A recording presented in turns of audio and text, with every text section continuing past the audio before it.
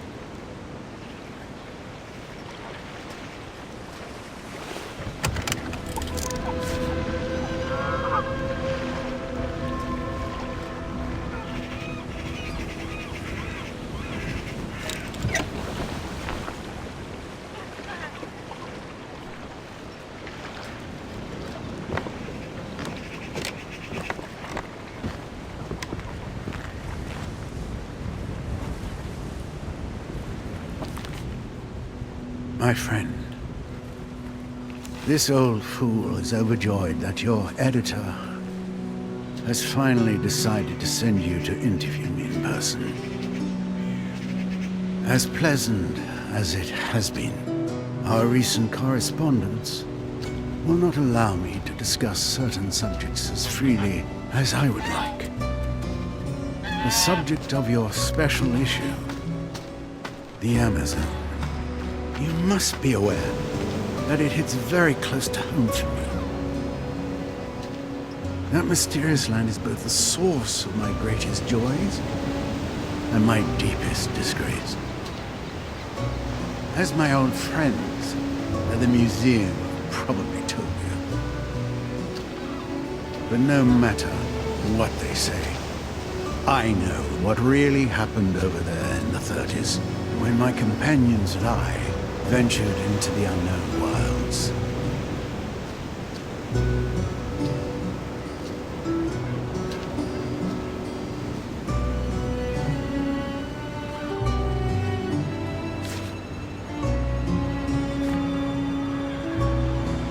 My friends and I, we caused harm. Harm that I am determined to heal today. But I need your help.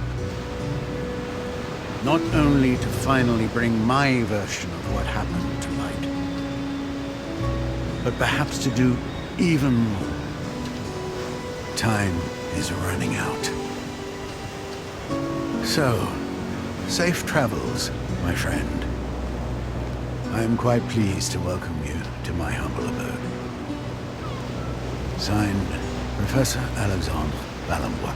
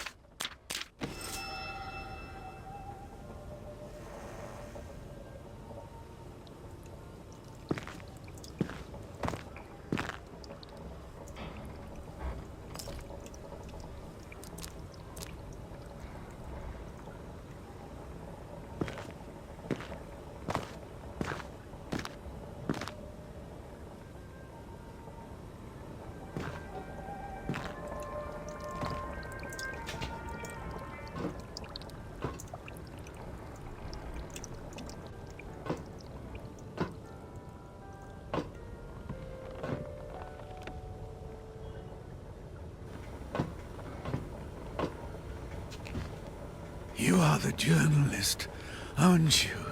Come. Come.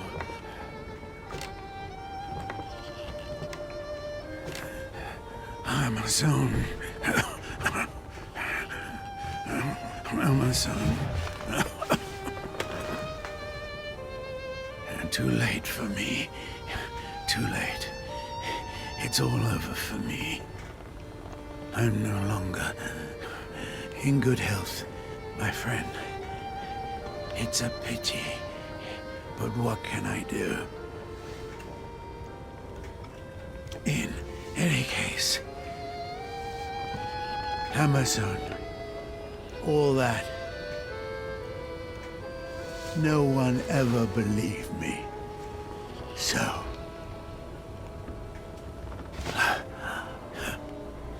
after all those years, the egg is still alive. Alive. Yes. I had planned to take it back over there to Amerzone.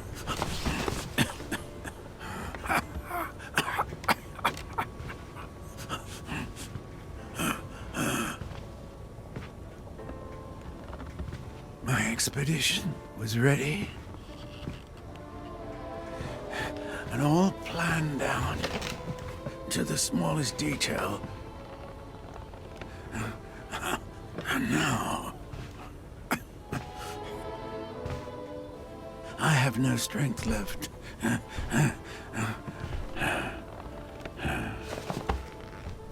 You must go for me. You must go. Take the egg back. Take the egg of the white birds back to Amerzone.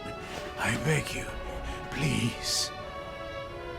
You will find everything you need right here in the lighthouse.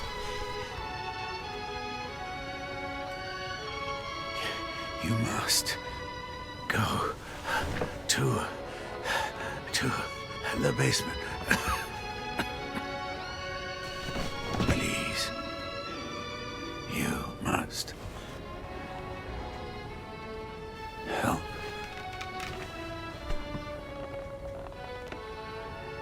For her.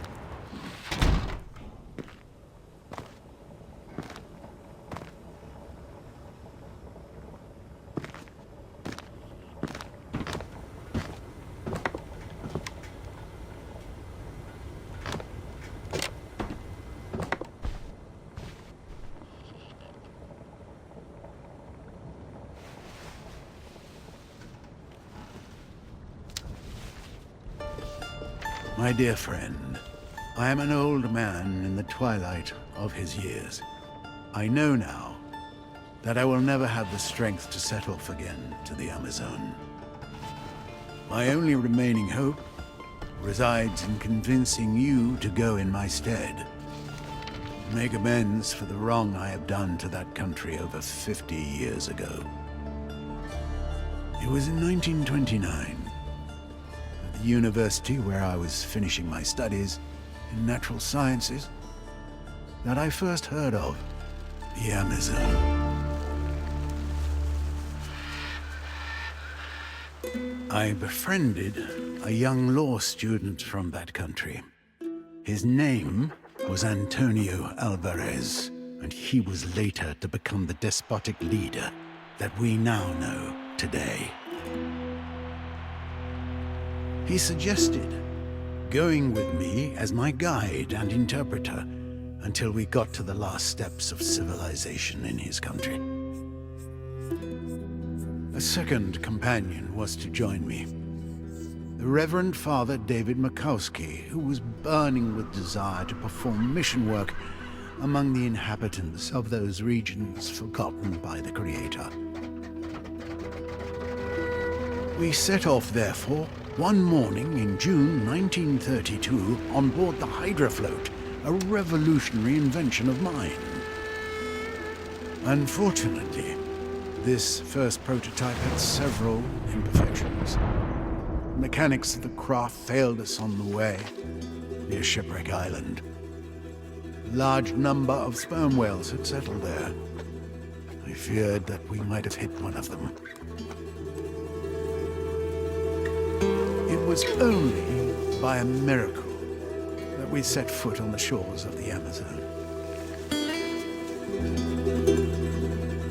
But already, my friend, I realize that I am only at the beginning of this tragic story. If you want to find out about what follows, it will be waiting for you in the basement. Your next destination, should you decide to replace me for this new journey.